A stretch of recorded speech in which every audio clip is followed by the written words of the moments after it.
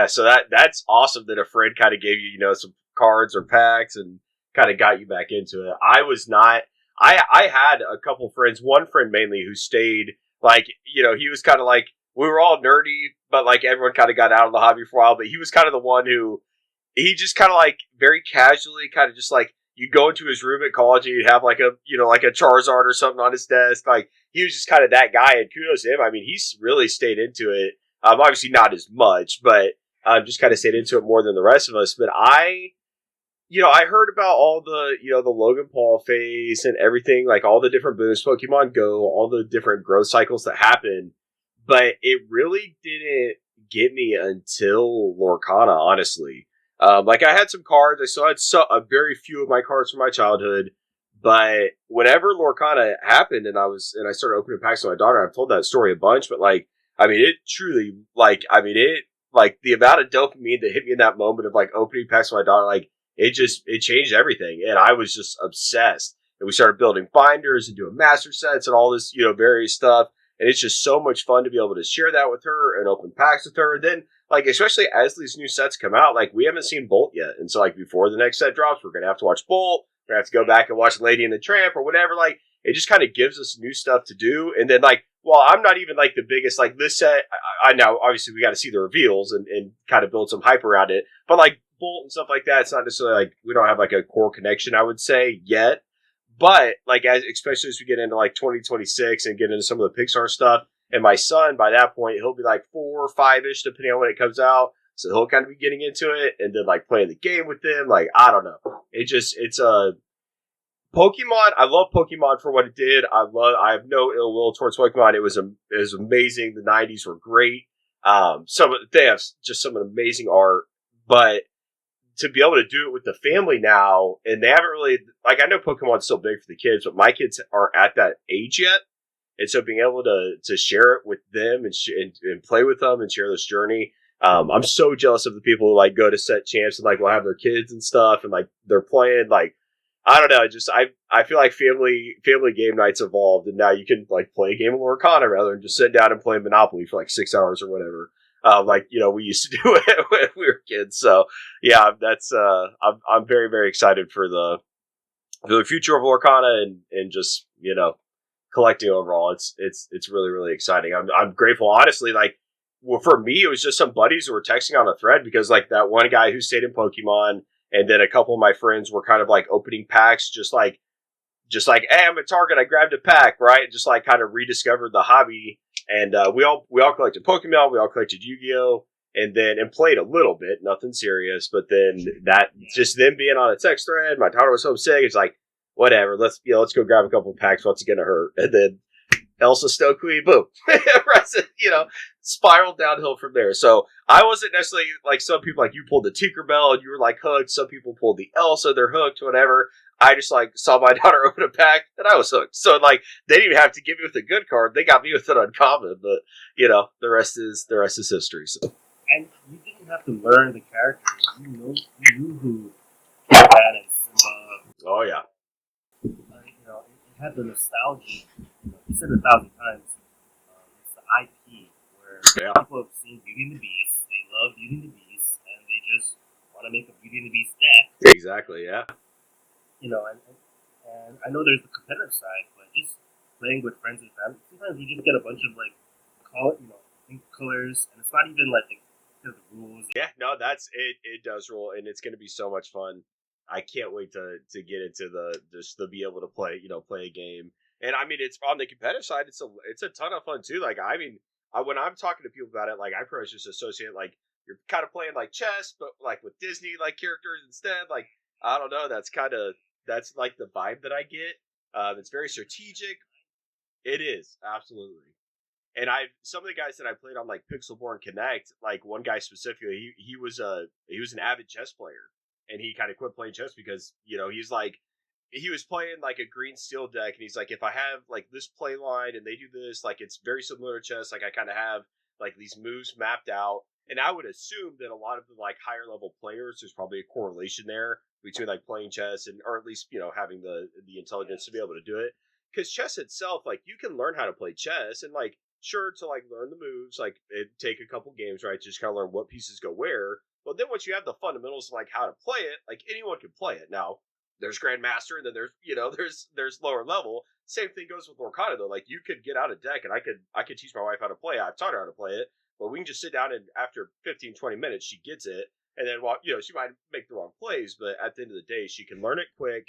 It's very easy to understand, and it's IPs and characters that you know and love, right? You don't have to learn about a Hitmonchan or a Raichu or whoever, right? You just it's all stuff that kids, especially these days with Disney Plus, and I mean even back in our days with just VHSs, right? Like there was so much that you just know them, pulling a Lion King or pulling Aladdin. And those are like the bad, cards in the first chapter. And I'm like, dude, these are sick. Like I love these. So it's just been, it's been a whirlwind. Now I know you mentioned like kind of the pack rush and just having fun, but I know you also like do a little bit of the competitive side where it's just set champs. The players, we go out to dinner, we have birthday parties, we have Christmas parties, we have potluck, and we had like for Christmas we had like a Mickey Mouse and Friends deck. Like the rules were That's awesome. Okay. Only, or we did like a villains deck for Halloween. I like that. People dressed up as Lorcana players. The community and actually making friends. Yeah. It's huge from just loving Disney. Yeah, I've heard that a lot as well, and I can speak to not to the same degree, and I'm sure that stuff might exist. Obviously, with having the young kids and whatnot, like a lot of my time, I'm just here. But every time I've been to a store, whether it's to open packs on release and play with some friends, set champs, whatever, like everyone's been super nice. Like I'll never forget the first set champs I went to. First was Return. That was my first like competitive, like playing a trading card game with anyone other than just my friends. And so I went to the set champs because there wasn't that many people signed up when I signed up. Now I signed up like a week ahead of time. And I told my wife, I'm like, hey, there's only like a couple people signed up. Like I really want this Ursula. Like it would be really cool. So my thought was, all right, there's only a couple people signed up. Like maybe I'll just go and get one and won't really have to win. Cause like I was not very good and I was just scared. And so I ended up going, and of course like 25 people signed up the day of. And I'm like, no, dude, like, and so but they were so nice, and like I knew how to play, but I was just like out of my wheelhouse. Like these people, they knew what they were doing. They were grinding. Like a lot of them had like a magic history or whatever, and I'm just like, all right. Like I took this like aggro deck, and this was pre like Daisy. I had like just like this Amber Amethyst, just like flood the board with like little Lilo, little Maleficent, like just all sorts of just little stuff, some bodyguards, and I ended up getting to top 8. Now I had it was pure luck, but they were all so cool about it. Like I was telling them like, look, if I mess up, like just let me know. Like I'm not trying to do anything, and so they were but they were all so nice about it, and that was like it was like wow, like this is really cool because like they easily could have been like just like. I don't know, kind of like this guy did at the last DLC, or DLC Oceania, like where like they could have like probably like just like rule shark me or something, but they were all so cool. They like, and I was just like a deer in headlights, but they were to your point, they were so nice, so chill. There's a Kansas City Discord with like similar vibes and just really really cool people. So I definitely echo your sentiments on the community and just the people, people large. I think that Disney vibe definitely comes through. And once again, anecdotally, I've heard a lot of the Magic players that I now know talk about how toxic kind of that is compared to List. Now, obviously, I don't know. I have no ill will towards Magic players, but I've heard that sentiment be brought up a lot of just like the people that are in Lorcana are a lot nicer than some of the other TCGs they played. I feel like Magic has a higher curve. It's a little more complicated. Yep. The cards, you can read the card, and it's simple yet complex enough. Right. Strategy and, what to aim and order of operations. Mm-hmm. A lot of times I forget to draw a card before I ink something. Mm-hmm. Oh, I should pop Churmander so I can have more information. Right, yeah. And you learn, and you have fun. Set champs can get very competitive and get really tense. Oh yeah. There's time limits, and you're like, but it's fun. to see what people are crafting. And back in the day, we had Pixelborn, and I play a lot of Lorcana now. So that I've been playing that. Yeah, it is. Yeah, I'm always like on like the. I don't know how much I want to talk about it because like if I get shut down, like I was like, yeah, I don't know. I'll kind of keep that one under wraps. But someone one time commented on one of my videos because I was just doing Pixelborn Connect, which is good, and it's a little bit more work, but it's fun. You kind of build a connection, but Lorcanita, you can just spam games and like really learn, right? So it's definitely got its perks. And someone commented on one of my videos one time. Was like, hey, check this out. I googled it. I immediately sent it to my buddies who were like bummed since Pixelborn was gone, and ever since then it was just like spam games. And one of my buddies, shout out John, he set champs this past weekend. He won first place out of like 30 people at a huge store, and he's very similar to me in terms of like trajectory. No real big TCG experience, and he took down the whole thing. And with we've got a lot of people here that travel to like DLC events and whatnot, and so he got the championship mat, a booster box, the scar, like, so that's a testament to Lorcana. Like, if that was like a Magic tournament and we'd been around for like a year, like I don't know if we're gonna win, like like a Magic tournament, but you can kind of be competitive to your point in Disney. It's simple enough, but can be complex, right? It's kind of got all the ingredients of, and that's like one of the things as I started to play it, I became so much more just enthralled with it because like at first I love the art, the cards are gorgeous, and it's just like I have this connection with my daughter. And then as my friends started to learn it, I started learning it. It's like, listen, I mean, we could literally play all night. Like I could play Lorcana like all the time. And so like it's got this art, it's got this like tremendous IP, it's got all this stuff. And then the game's awesome. And it's just like, it just kind of stacks on top of each other. And then they're doing all these organized play events and thousands of people are trying to go. Like, going to a DLC event, like that would be a lot, but it would be so much fun. Hoping it, like at some point, it's something like me and my friends could do. Like I have really 3 close friends. So there's 4 of us that are kind of doing this together. Would be awesome to get to one of those, just, play Lorcana for a weekend. Probably get wiped like immediately, but it'd still be fun to take a trip and go do it. Because unfortunately, being in the Midwest, I don't think we're gonna have a DLC event here anytime soon. So, but I can't complain. I mean, you're like, I'm gonna have to travel no matter what. So, like my friend actually makes like t-shirts. Yeah, I like that, dude. That's sick. Yeah, that's sick. Everyone that went to the DLC was like rocking themselves. There you go, Team Aloha. Yeah. Be part of it. Yes. Our groups we'll just put like our cards out and be like, what do I need to go down to like 3 of or 2 of, or how many peaks do I run? We're trying to help you. Just a little deck tech, yeah, absolutely. That's awesome. So your experience of trying to get to the DLCs, like, because I've heard, and obviously I didn't go to any, I didn't try to go to any, but I've heard some like frustrations around like trying to like, essentially like getting put on the wait list. Did you and your team, did you guys have a lot of problem, like, like the day, like if one was announced, like right now, like getting in there and getting it? Is it a rough system? Was it smooth? Like, what was kind of your takeaways on that, or what have you heard? I mean, they had a window. There's a few minutes where it was done. Yeah.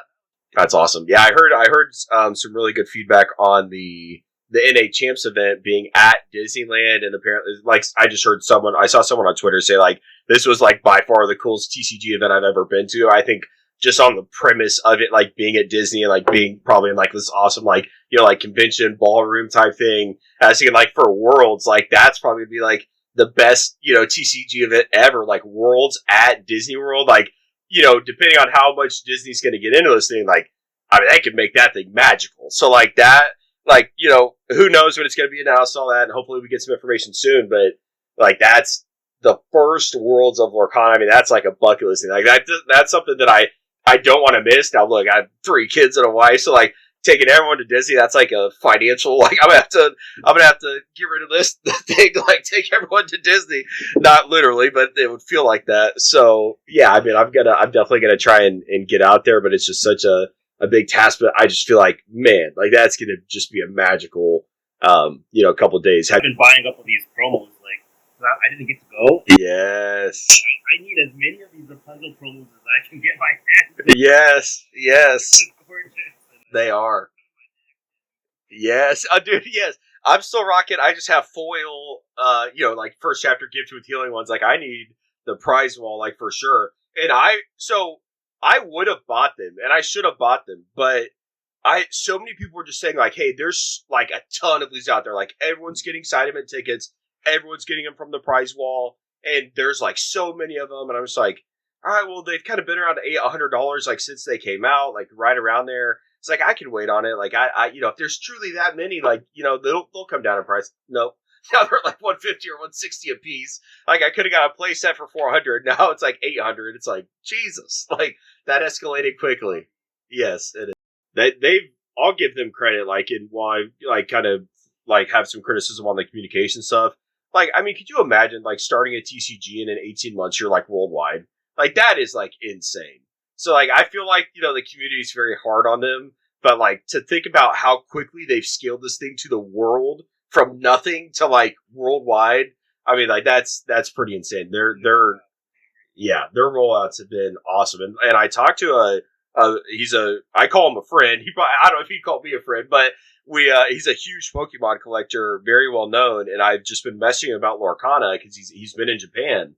And he's going to sell me 2 cases of the first chapter. He's got some stuff he's dealing with right now, but he was at the event when they released it with the first chapter in Japan, and he was saying that there's thousands of people there. And he sent me pictures, and I mean they were going at it. They were everyone was opening packs. They had a huge convention area. There's a lot of hype there, and he was like, look, like Pokemon's king here. Like you throw a rock without hitting a store that's like a Pokemon store. So like obviously right.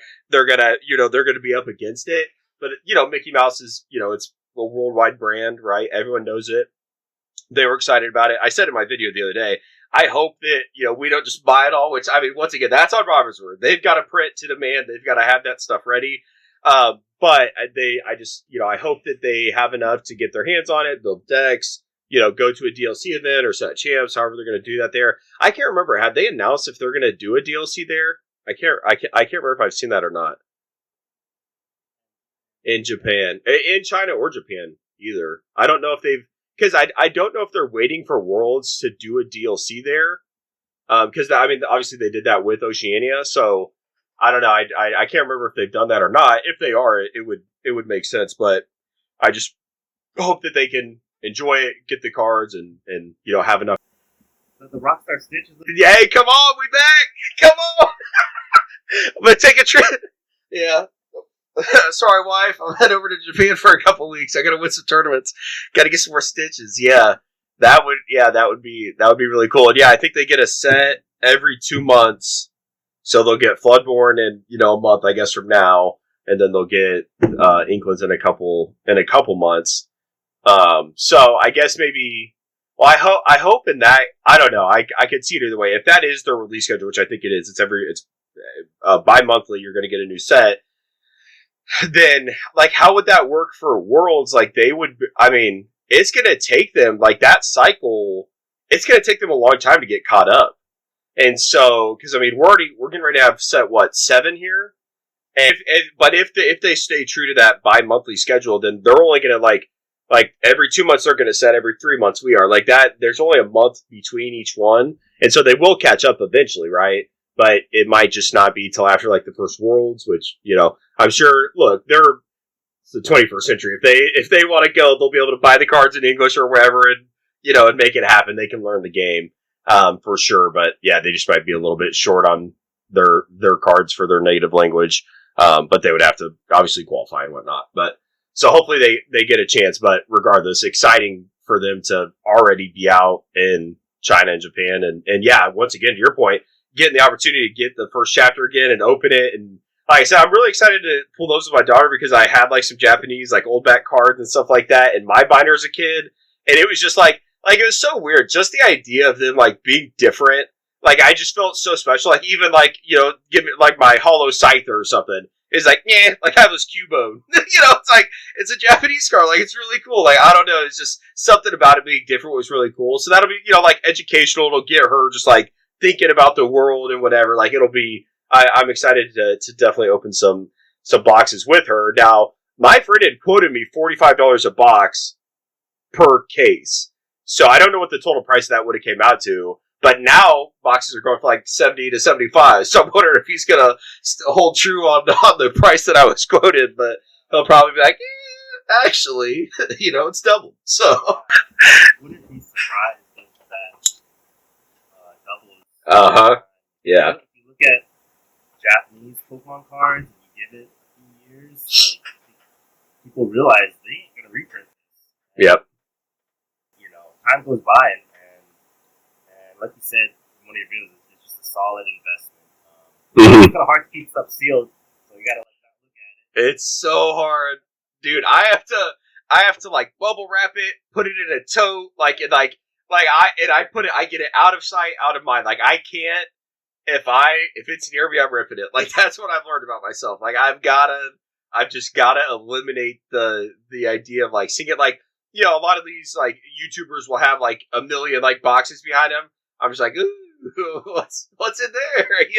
That's why like a lot of people like ask to see my sealed stuff and everything. And like, I mean, that's deliberately like not near me. Now, could I record a video and not open it? Yes, but it's just like I just, to your point, it's hard, right? There's an Elsa in there. No matter what, there's not, but there might be. Exactly, yeah. It's it's just that lottery ticket, but yeah, I agree, and that's with the case of the first chapter and the first chapter boxes. Like there was a lot of like signs that it was just gonna keep going. Like they were flooding the market with it. Like that restock that came like last like March or maybe it was a little bit later, like April or May. Like there was a lot of product. Like one of my LGSs got like 25 cases. Like that, like they got a ton. Like that was almost as much as they got their first allotment. And like you could just tell that like there was so much buy pressure on that. Like every day on TCG Player, there's like 50 boxes going in the beginning when it was getting down around like 180 to 200. And like that's like the second like run of it. Like that, I mean, it's just like the most obvious, thing ever. And so I don't know. This is an interesting. I don't know if there's any other TCGs who have pull rates that are like, like 1 in 96 for like an enchanted. Like, and I think that's just an interesting dynamic. I don't know how that's going to play into the long-term growth of the boxes because, like, I mean, in all reality, there's nothing in that box. Like, that was just not the case for Pokemon. Like, you were probably going to get, like, a lot of the good stuff. Like, all of it. You were pretty much guaranteed it. And so, like, that, like, I don't know. It's an interesting dynamic of, like, how hard it is to pull stuff, right? Still, even the lower end channels, it's still the same pull rate. It's all the money, all the value really does go into the enchanted and some of the foil legendaries. Yeah, what do you think about that? Do you think something like Rapunzel Gifted with Healing, like just the first chapter, like foil legendary, do you think stuff like that is going to, 5 years from now when it's out of meta, there's no playability to it, like, do you think that there's going to be any collectability for first chapter legendaries? I think so. You do? It's kind of like base set. I mean, no one cares what, Venusaur or Chansey, what the card says, or what, it's out of meta, Yeah, right. Resonate with it, the characters, and so it's.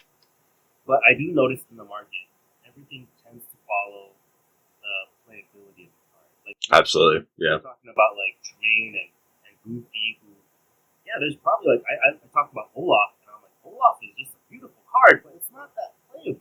Right. So the value is low, but you have Tremaine, who's like, yeah, not there, right? Yeah, but it's very playable. So yeah. What these things the value, and so yep.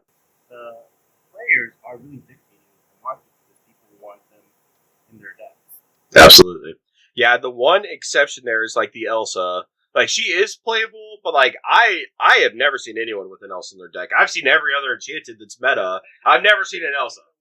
Right. So like that's the one card who's kind of like broken the mold. Like it's clearly the chase of Lorcana of the first chapter is that Elsa. And I'm wondering how long it's going to take for like the other cards to kind of follow that mold where it breaks out of, okay, it's no longer playable, but it is retaining value. The collector base has grown enough to where these cards are starting to slowly increase over time because we're at this point with the first chapter now where the boxes are getting so expensive, they're just not going to get broke as much. And there's just not going to be as much singles out there now that we're starting to get Japanese and stuff like that. So that'll be a good little, influx of singles into the market. But in terms of the English cards, like, how long can Hades, even though it's like it's not, or even let's say Artful Rogue, how long can like Artful Rogue stay like sub $100 or something, or like even around 100? Like, when does it start to get to 200? Because like this game, it's growing. You get on the r/Lorcana collectors Reddit every single day. I just started collecting Lorcana. What should I do? What should I buy? Like, it's growing. The collector base is growing, but the player base is just. I honestly think that the players. There's so many TCG players out there that are hardcore grinders, whether it's Yu-Gi-Oh or Magic, whatever it is, Pokemon. But like I heard a Magic player, Luke. What's his last name? His name's like Wonderful he won DLC Seattle. He was saying that he's played Magic for a decade, and he made more playing Lorcana in terms of just like trophy cards in 6 months than he did in a decade of Magic. And so a lot of these guys, they've been grinding TCGs for a decade, and they kind of have nothing to show for it. But they can come to Lorcana, they can master the game, and then they can win a Golden Mickey and make $20,000 right there just on that one card. And so that, like, the player base, but those guys, and not to see about Luke, I don't know if Luke does this or not, but a lot of those guys don't value Enchanteds. And they just, like, that's just like, hey, I'd rather just sell this to, have enough gas to get to more tournaments or something, like, bad example. But, like, I think that's just the mindset of so many people in Lorcana. And I've heard that in person too at my set champs. A guy pulled an Enchanted through just like you get like a pack per win or whatever. He pulled an Enchanted. He's like, "Hey, anyone want to buy this?" He's like, "I don't keep Enchanteds." He wanted nothing to do with it, and he was probably going to win the set champs. Like he literally had no connection to any of them. He didn't want anything to do with them. He was just there to win, quite frankly. So there's so much of that going on, but it's only a matter of time, especially as these cards get out of set, they're out of meta. There's the collector base grows. You got to think that especially with the first chapter, we're going to be getting to a point where there's going to be some sort of equilibrium where these listings get low enough on eBay or TCG Player, and slowly the floor starts to rise, because it's only done that for the Elsa thus far. Every other card that's got a high price point in terms of Enchanteds is playable. And so I think when did that happen? In 6 months? Does it happen in a year? Does it happen tomorrow? I don't know, but you got to think with the box prices getting so high, the singles, like it's just a secondary effect of the prices of the boxes getting so high. Yeah, let's see him. Show some of these off. You got a badass collection. Boom! A playset of the Pristine. Okay, it's just a little playset. Yeah. So remind me, were these all in one submission or were they spread out? Nice. Because I send a lot to grading for. Okay. And so when Lorcana came out, I'm like, I'm going to grade all my Lorcana cards, and usually I send in several copies. And hoping that one will hit the 10. Absolutely. Here's a PSA one. Okay. I just picked this one up like last week. Oh no, and not the sign though. Nice. That's awesome. For $7.50, and it was signed. Oh wow. Sure. That's the price of it raw. So we yeah. Nines are so slept on. Yeah. And so you'll find a lot of Pokemon guys who they don't care for Lorcana. They happen to have Lorcana, and right. Give you all my Pokemon cards. Just give me. I'm the same way. Yes. So how many Elsas in total do you have there in that stack? Like a 7 to 9. Sheesh. Because we had Matthew Robert Davies. Oh gosh. And he signed this one, and then he did. Oh wow, dude, the doodles are so sick. But I think you'll appreciate this one because we had the animator of Lilo and Stitch come by, and oh wow, dude, that is awesome. For like prizes, and I was like, you're the guy who like. Dude, are you kidding me? Wow, dude, that is so sick. That's awesome. Yes, dude. Cracking out my Rockstar Stitches, I was like, no, this is. Yeah. He's here. I better get him. Dude, look at these.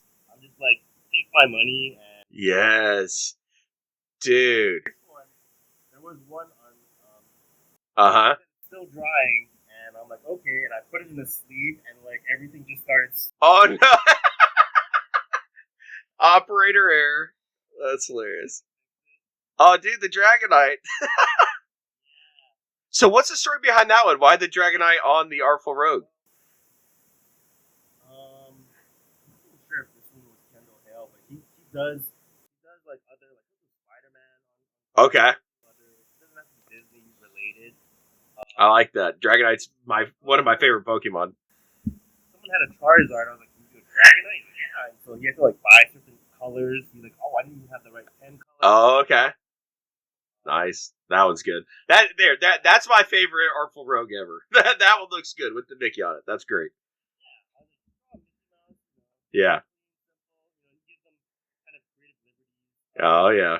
This guy, Brian Reese, he was saying, "You want to curl the bill? You want to curl the bill? You want a villain?" I was like, "Oh, I'm not a big 101." He's like, "Sure, you want curl?" He's like, he was kind of like pushing. I was like, he's like selling you on it. Yeah. okay. Sure. Dude, it is. That's crazy. These people are so talented, man. That's awesome. Wow. Rapunzel with Pascal. Nala. That's awesome, dude. Dude, those are so cool. I got to hang out with this guy. We went. Yes. I drove him around. You know, like let's go out to eat. Yeah. Show them around. And one of the biggest cards I'm happy to have is. Oh yeah. Oh, I see the foil. Yeah. Dude. Yeah, it is. Dude. That's a sick miscut. A double enchanted foil miscut. That's very cool. Yeah, dude. That's great. Like some of those weird things, like you'll like this Diddle. Oh yeah, he way OC. Yeah, the Haunter. Yeah. Wow. Someone had a sheet and they purposely cut it. A miscut sheet. Yeah. They're all Bessa. You got to get that. So was this at a Collecticon that the artists were there, or what was the event? We have a Boy PopCon. Okay. Yeah. There you go. Yeah. Some of them they charge like a couple $100. Like it ain't cheap. See, and so that example right there, I love that. The like when you look at like the Rockstar Stitches or any of the sketches that you have from Lorcana, like it's art on top of art, like it's gorgeous. With Pokemon, they're so limited. Of like he kind of did like a Charizard outline. Like he's tremendously talented. Like he could do really cool stuff, but like it's so tight that like they don't have the creative freedom to do it. But on Lorcana, like you have these gorgeous like. The gorgeous Rockstar Stitch with Stitch, and then you've got two of them doing different poses, like chef's kiss. That was awesome. Yeah, and then I think we like every time we pulled Enchanted, like we pulled a couple Enchanted over Christmas. We were doing like Pathrush. Yeah. Any Enchanted you pull, you're just like freaking out. Yeah, dude. Yeah, you see, I start freaking out because you just see the foil, like it shines so much, like before you even get to it, you're just like, oh no, like what do I got? What do I got? Because you can just see it from like as soon as you open the pack, you just know that something's back there. Pretty crazy. I got a couple of these. I'm trying to get Hey, come on. Where do you play to get those? What's your deck right now? I was on. I switched. I went from Amethyst Steel, then I played some Ruby Amethyst, just control. I just love the feature. Oh yeah. See you later. But everyone's going so fast. I'm going for like a mid-range Amethyst Steel, just because Steel has enough like removal. Yep, it's a very good combo. That's what my buddy who won my friend John that won his. It was Amethyst Steel, similar thing. A Steel to stop and still stop the rush, and then enough draw between the Amethyst and enough control. And he was running like White Rose and Goads, and just there's just so much free lore out there with those cards. It just it adds up so quick. Go up against throwing knowledge and wisdom, and you're like, oh, there's nothing I can do about that. Like, or Pirate's Life and Red Blue right now. Yep. McDuck Manor comes down, and you're like, 9 willpower. I don't know what am I supposed to do. Mm-hmm. Yeah, 9 willpower. It's tough, and then especially with the Maui shark bringing back the pirate's life and stuff like that. Like that's just too much. Like that'll stop an aggro deck in its tracks if you can get both those out and continue to get it from your discard and stuff like that. That'll definitely mess you up. But those cards were awesome. Thank you very much for sharing those. I really enjoyed that, and that's something like I'm gonna have to start so we will have one big like Collecticon come next year. This past summer, my daughter had dance so really two things prevented me from going. My daughter had like dance nationals, so we had to travel for that. So I was out of town when the Collecticon was here. But also, my newborn daughter was only a week old. It's like I wouldn't have been able to go anyway. But like we all, as a family, went to the dance nationals. But this year, I've already checked when the convention's coming, when nationals are. Like I'm clear. I cannot wait to go to those because hopefully there's like a couple artists there from Lorcana that I can get signed. But even if not, I'm sure there will be some really cool like sketch cards or something to go check out. Because I've talked to some artists via like Instagram or Twitter or X, and they're willing to sign cards, but the idea of just like mailing a bunch of cards and like hoping they get there and then they sign them and then they make them, like there's just so much risk in that. And so like specifically Nicholas Cole, my favorite artist, like I would love to have him like doodle and sign some cards and stuff like that, but I'm gonna have to catch him at I know he went to like Miami Collecticon last year and he's been to a few others, so hopefully whether maybe it's like Worlds or something, whenever. I need to just keep a couple of like stitches like free, right? To because I would like cracking the tins out to get him to sign it like that. I don't know. It's like I would definitely want to. I don't know. You just never know with Grady either. Like it got it. They're tins now, but like if I like break them out and save the label, like hey, I got a tin. Like they don't care. Like they're 9. You don't know. So I would. It's such a double-edged sword. But I definitely need to get some sketches because those are some of the coolest cards. But there's some people in the Discord now that are going to be going to a lot of the events, and like I'm sure like I could maybe buy through them or something, get some really cool cards. So might explore some of that stuff as well because I just don't. Where I'm at in the Midwest, there's just not a lot of opportunity for very unique cards like that you have. Well, I got to meet Nicholas Cole a couple years ago, and he was really one of the nicest. Really, he seems like it. Yeah. You got the Elsa. So yeah, I mean, yeah. This is definitely for anyone who's new to my channel. Yeah, this is the crown jewel of my collection right now for sure. But it took me a long time to get to the point where I was willing to buy it because at the end of the day, Lorcana is only 12 to 18 months old, and these cards, I mean, they accelerated in price very very fast. Now, I've seen enough from the Ravensburger team to believe in the future and that they're going to continue to grow. But an $8,000 card after this short amount of time, and the fact that literally someone, I think the box set, I can't remember, it's been a while since I looked at it, but the box set was maybe like $100 to get like all 6 of the collector's box or something like that.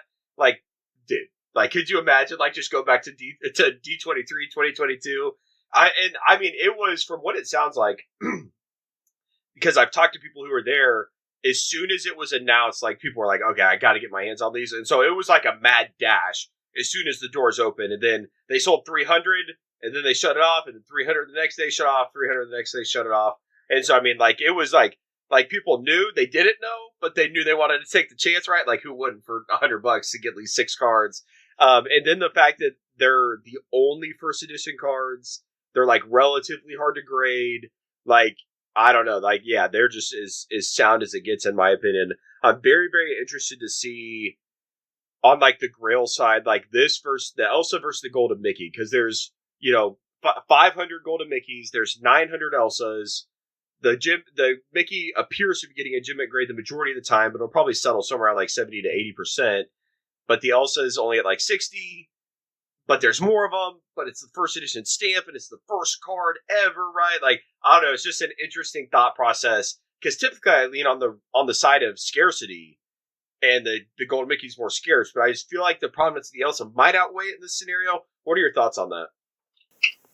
You're also Pratt fan. Yes, absolutely. The rare the card.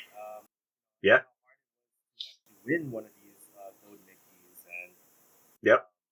and what it represents too. What it symbolizes. I mean, same with the D23 cards. They were the first of its kind. It's Same way, dude. Yes. Same way. It's the same. Like the Rapunzel prize wall. I was like, they're gonna come down, and there's just no stopping. And like, so like, I'm like selfishly like, I hope these competitive players who have won these trophies, they get real mad at Ravensburger for no worlds yet. And I was like sitting here waiting, like scarred down in the trenches, like yes, like leave so I can take all your cards. But no one's leaving them. I've reached out, so like shout out to Ed who won the NA champs. I was like talking to him a little bit in DMs about just like because there were some boxes in his picture that I didn't know what they were. They ended up being the foils from Azure IC. That's just kind of how they gifted them because there were some boxes that I've never seen. It was like the Rescue Rangers Away card art on a box. And like, whoa, that's like new in my collector brain. I'm like, what is that? I gotta know.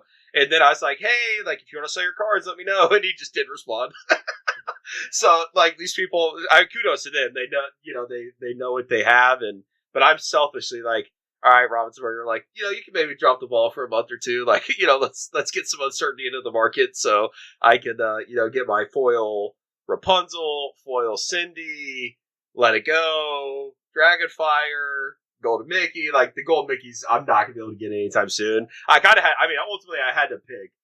Did I want the Elsa or did I want to, continue to try and build capital and get toward the Golden Mickey? And I just took my shot on the Elsa. But yeah, I'm glad I did it. But it definitely, there's a lot of cards that I really feel like are underpriced right now. Like I've mentioned that before. Like if Lorcana grows like I think it's going to, then literally every card's underpriced. Like that's just like at the base layer. There's just not enough collectors right now for the cards. But as soon as that flips, whether it's Worlds, whatever it is, like the cards are going to go insane. And so like I want to be well positioned for that. But I also, like, if that were to happen, I might not ever be able to get the Elsa again, was kind of the way I looked at it. And so, like, I haven't been able to buy as much over the last couple of months as I wanted to. But at the end of the day, I saw, like, it was like, all right, if I don't do this now, I may never get it. And so I want to go get it. I'll always be able to get another, Spiel Essen promo or Gamescom, whatever. Like, I'll be able to get those. And, I kind of prioritize the Elsa over even, like, the Let It Go and the things like that. So whenever it goes, it's going to go very quick, and it's just going to take some sort of catalyst to get there. But yeah, some of these cards, especially on like the grading side, like that Cindy, huge fan of it. I've been like this card to me, like the art, it just hits. I love this art to death, dude. It does, and it's from the Floodborn. It's hard to grade. Like there's just so like when you talk about like like collecting and like making like sound decisions, like a set card is never really the best bet. Like if you can get these chases like that, like that's where you want to be. And I just feel like it's also things have changed a little bit with the modern landscape. You look at like Pokemon and some of the like the all these Umbreons, the Moonbreon or the Umbreon from Prismatic, all these cards like they're like getting up there so quick. Like and like some of these cards, like I don't even get it. Like the Mew from the 151 Ultra Premium Collection, the pink Mew EX card where it's like going through the city. That card's like a $400 PSA 10 now. And it's like, since when? Like, what? Like, that, like, I have like a stack of those. Like, what? Like, it's just like this. Yeah, it's. Yeah, that's like, dude, and like, I mentioned on a video, so I don't want to just like, belabor this, but like, those Mimikyu EX promos from Paldean Fates, people were just selling, like, because it was before this huge hype cycle, but I really liked that card, and people were just listing quantities of 25. And so I was like, okay, like, I'll buy them for, like, 40 cents a piece, and then now they're worth $4. And I'm just selling stacks of 10 at $4 a piece. Like, 6 months ago, I paid 40 cents for them. Like, the amount of, and that's just, like, a testament to, like, if you're going to do this hobby and just, like, time in the hobby, like, nothing can beat that.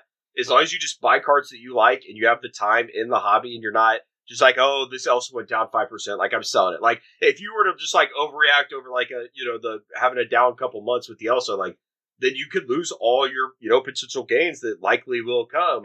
But it's just these people, and another thing with a lot of, and I saw it just within my own community, like a lot of people who were there in the beginning just got burnt out because prices weren't moving. And a lot of these people, they're collectors, but they need to see like number go up, or like they don't care that much.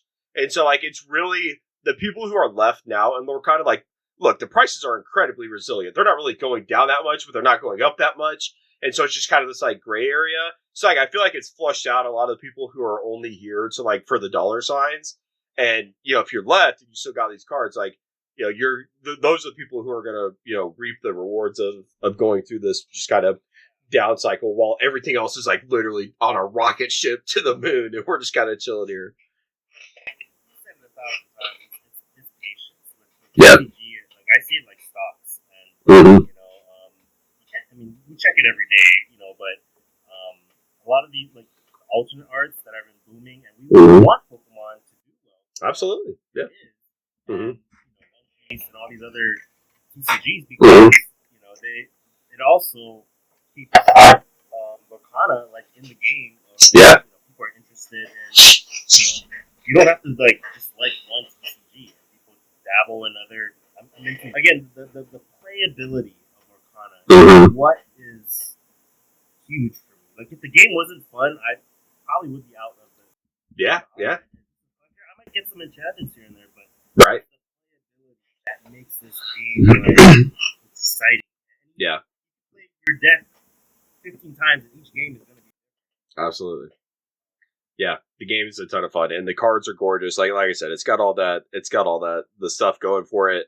I do hope they add in just like some other art tiers and stuff like that. Like I've mentioned that, it would just be cool because look, it can suck to open a case and not get an enchanted. Like as a collector, it's like, dude, like what? Like I opened 2 Ursula's Return cases the day it came out. I walked away with nothing. Like I had playable cards, right? But yeah, yeah, that's such a poor collector experience. Like that is like such a poor experience, and they've got to solve for that. Like, and so that's where like it can't be too easy. And I really, really, really don't like I don't want the 25 rarities in Pokemon. I don't need that.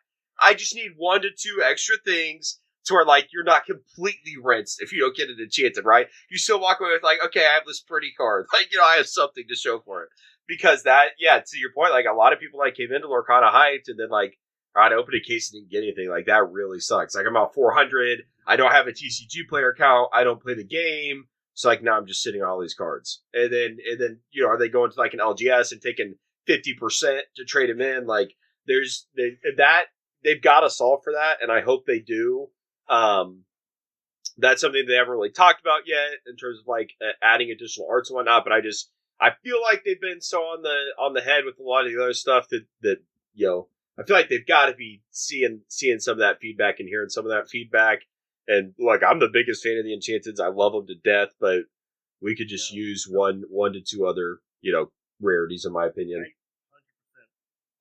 agree. But I do think the pull rates, the difficult pull rates, like Prismatic is pretty rough, but that's like in Lorcana, that's what's gonna make it keep 100%.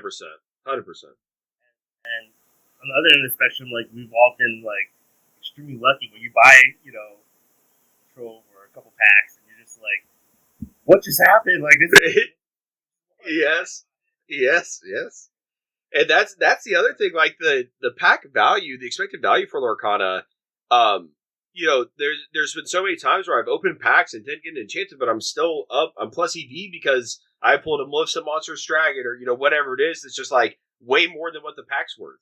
And there's been so many times where I've been able to just like sell the singles and whatnot. And so I do like that aspect of it.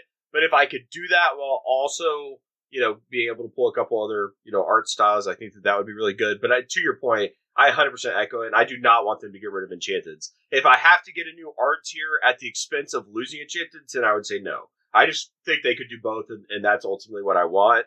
But I agree.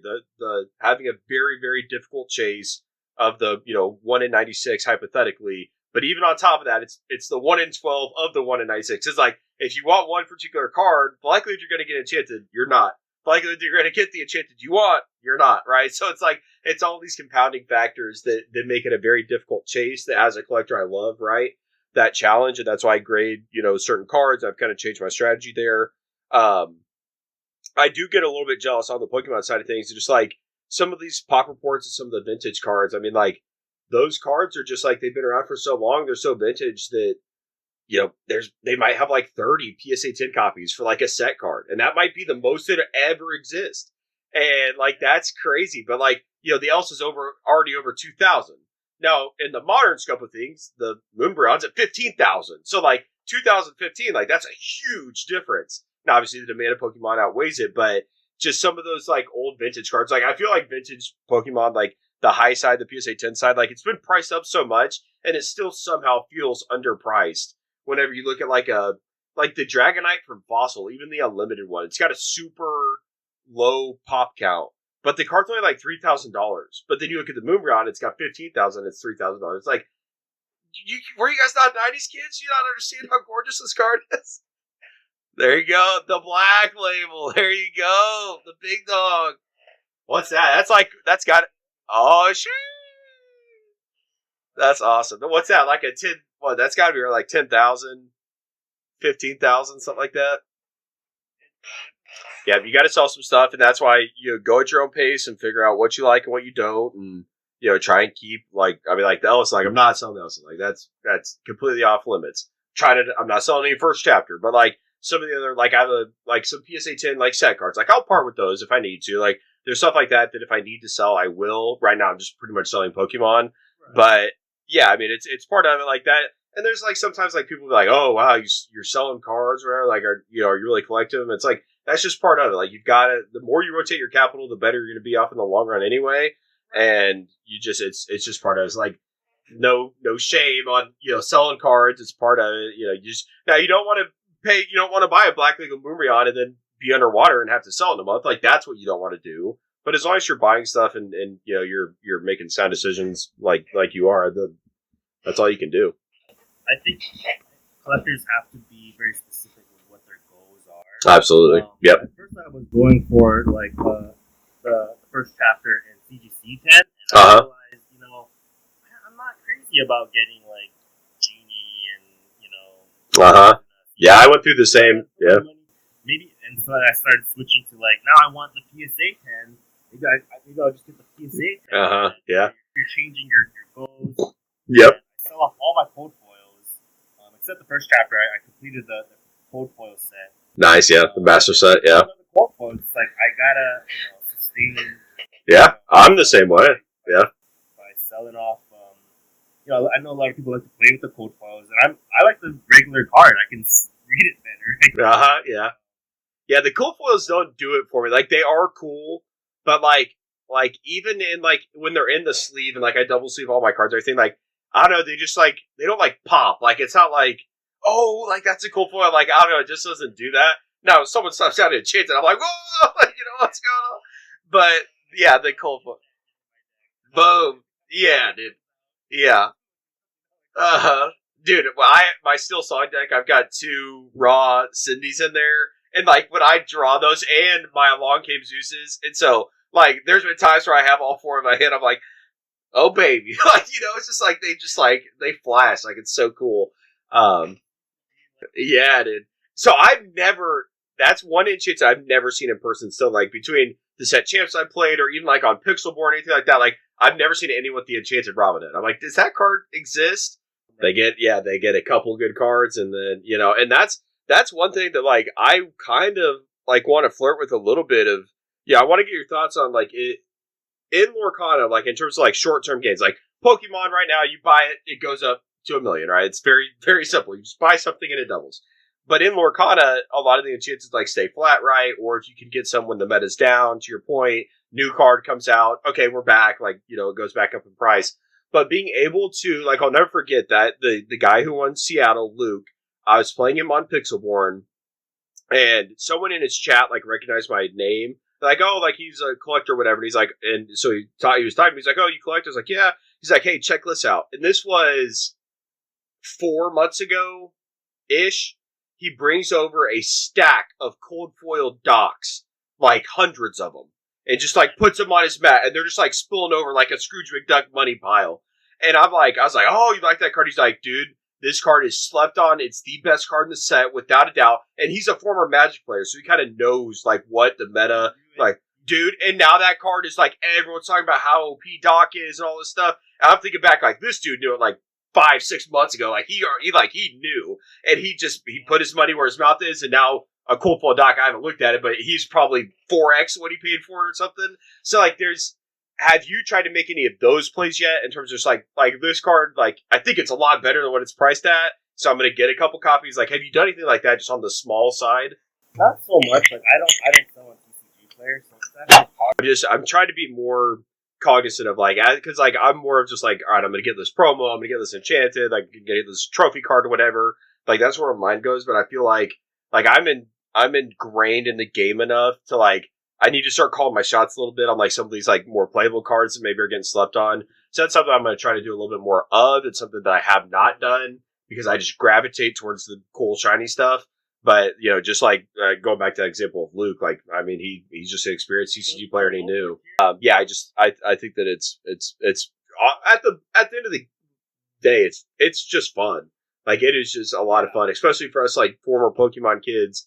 Like this is just they've created between obviously Magic creating kind of the TCG area, but then Pokemon making it very collectible, and that idea of like seeing this Pokemon on TV, and now I'm playing with it on my Game Boy, and now I'm playing with it, with my friends, like on these cards, like just it changed everything, and I'm so excited that we get to now as adults get to enjoy this again with a new IP or something like this. Just I'm head over heels about it.